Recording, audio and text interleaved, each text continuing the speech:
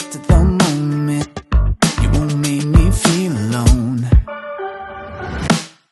You say that I'm broken, not trying to fit into your mold, and I'm better off alone.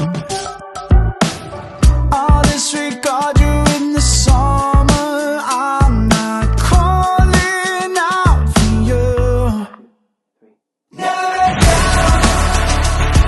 Yeah, I never wanna trip like you to wear me out. But if you're standing with me, but don't hold on to the fire till it burns you to the ground.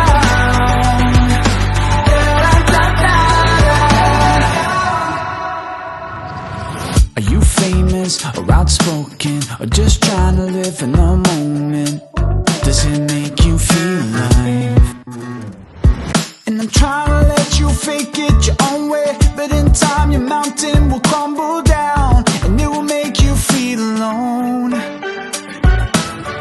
I'll disregard you in the summer. I'm not calling out for you.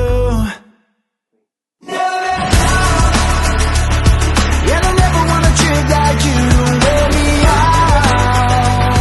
But if you're standing with me, don't hold on to the fire till it burns you to the ground.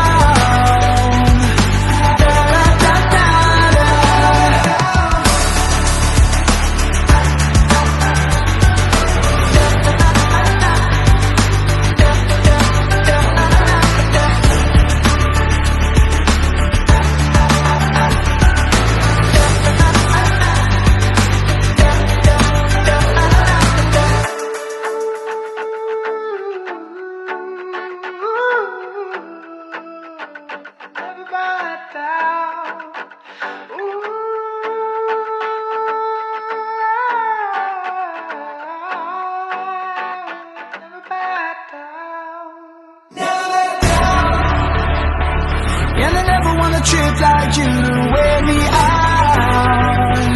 But if you're standing with me,